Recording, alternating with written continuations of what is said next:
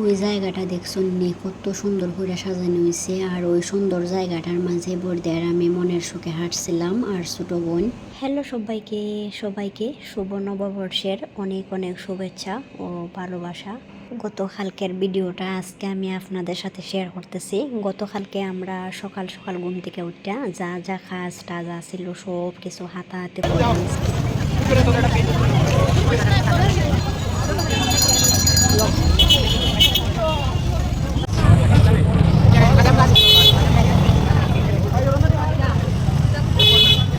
আমরা রানি হাতাহাতি কাজ টাজ শেষ কইরা স্নান টান কইরা রেডি টেডি হইয়া বাড়াই গেলাম বিকালবেলা গুরানিত। বাড়াইয়া চিন্তা করলাম কোনানো যাওয়া যায়। যেদিকে চাই ওই দেখি মানুষ দল বাইন্দা বাইন্দা গুরানিত। আমরা যে কই যাইতাম ওইটা আর কুইজা পাইছিলাম না। শেষ পর্যন্ত ছোট বোন কইলো আইও আমরা এমসি কলেজও, খুব সুন্দর কইরা আয়োজন করা হয়েছে।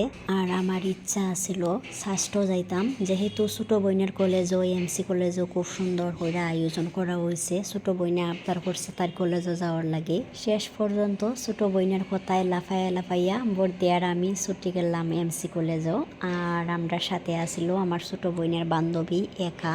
এমসি কলেজে যাওয়ার পরে দেখি যে পরিমাণ মানুষের ভিড়, মনে মনে ভাবছিলাম ষষ্ঠ না জানি আরো কতজন মানুষের ভিড় হয়েছে। এদিকে দেখুন বর্দি আর আমি কিতা জানি বক বক কইরা আইতাছি আর ছোট বোনটা ভিডিও করতেছে। দেখুন চাইয়া মানুষ কি পরিমাণে হয়েছিল। আর মানুষ না হইলে তো ভালোও লাগে না, বিশেষ কইরা বছরের একটা দিন পহেলা বৈশাখের দিন, ওই দিনটাতে মানুষ না বাড়াইলে বাসার থাকলে অনেকটাই বিরক্ত লাগবো আর অনেক কিছুই মিস করব। তার চাইতে আমার মনে হয় বাড়ানি বালা, বাড়াইলে ঘুরাইলে অনেক মানুষটা দেখা যাইব, অনেক কিছু দেখা যাইব, সাথে সবার মনটাও ভালো থাকবো। তাছাড়া আমরা মানুষে একটা কথা কইয়া থাকি যে বছরের প্রথম দিনটা যেরকম যায় সারাটা বছর ওই রকম যায়। আপনারা খেয়ে খেয়ে জানি না ওই কথাটা বিশ্বাস করুন, কিন্তু অনেক ক্ষেত্রে আমি ওই কথাটা অনেকটাই বিশ্বাস করি, কারণ ওই কথাটার অনেক ফলাফল আমি অনেক সময় পাইয়া থাকি। এমসি কলেজ নানি বইমেলা হয়েছিল। আমরা চারদিকে ঘোরাঘুরি করতে করতে বইমেলা দেখার কথা ভুলে গেছিলাম। ভাগ্যিস শেষমেশ বর্দির মনে হইল বইমেলা দেখার কথা। আমরা সবাই আবার বইমেলা তাইলাম। ওই সময়টা একবারে বিকাল হয়ে গেছে, একটু পরেও মনে হইতেছে সন্ধ্যা হয়ে যাব। আর প্রায় মানুষ ওই বাসার দিকে রওনা। আবার অনেকেই ছবি তোলাইতেছে, আবার অনেকেই ভিডিও করা হইতেছে। মানে অনেক মানুষ অনেক রকম কাজ নিয়ে ব্যস্ত আছে।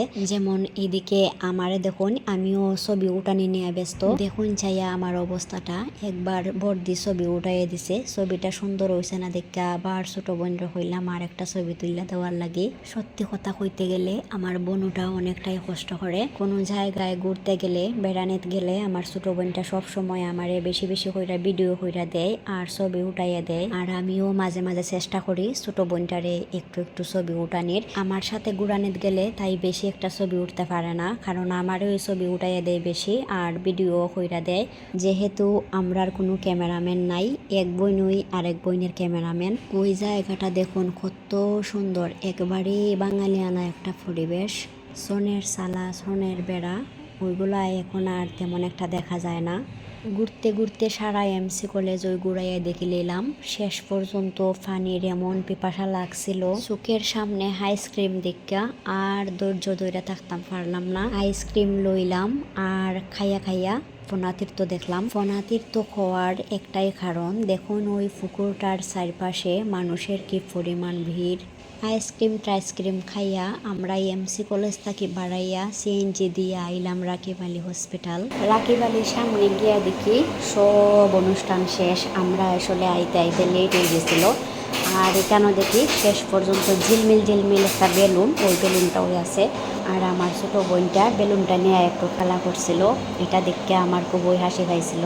যাই হোক, সব কিছু মিলাইয়া গতকালকের দিনটা খুবই ভালো কাটছিল। সবাই অনেক অনেক ভালো থাকবেন, সবাইকে টাটা।